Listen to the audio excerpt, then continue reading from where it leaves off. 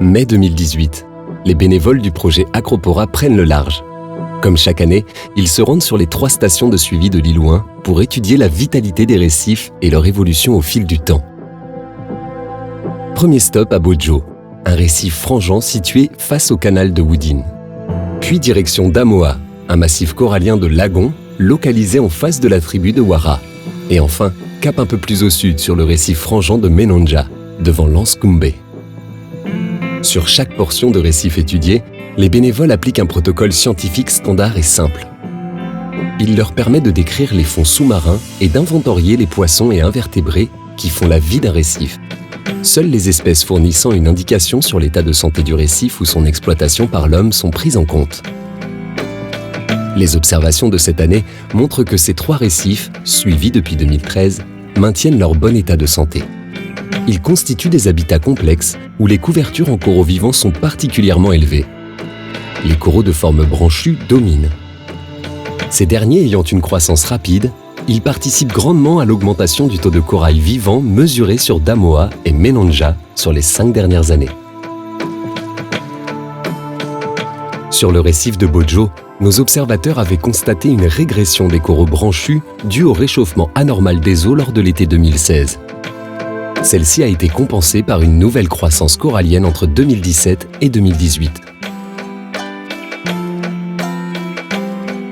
Ce suivi confirme le rôle de nurserie de ce platier peu profond pour des espèces telles que les picots, dawas, poissons papillons, chirurgiens et perroquets. Le haut de pente du récif abrite quant à lui un grand nombre de poissons adultes de ces mêmes espèces, ainsi que de belles saumonées, des habitués du coin.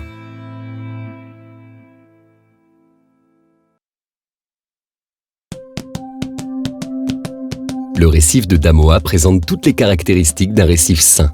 La couverture corallienne y est riche et dense, les poissons et les invertébrés variés et abondants. Des espèces indicatrices de la bonne santé du milieu sont présentes en nombre, notamment des poissons papillons et des bénitiers.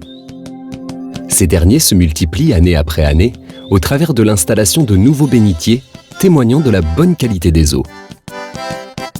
Les animaux herbivores tels que les oursins, les poissons chirurgiens, picots ou encore perroquets y sont nombreux et participent à limiter le développement des algues au profit des coraux durs.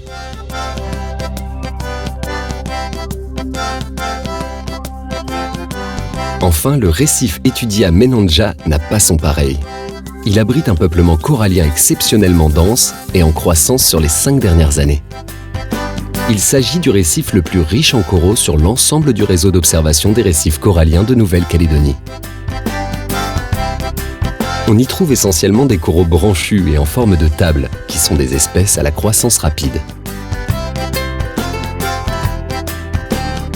Cette nouvelle mission d'observation confirme à la fois l'exceptionnelle richesse corallienne des 3 récifs suivis autour de l'île Ouin, mais également leur vitalité et stabilité au cours du temps.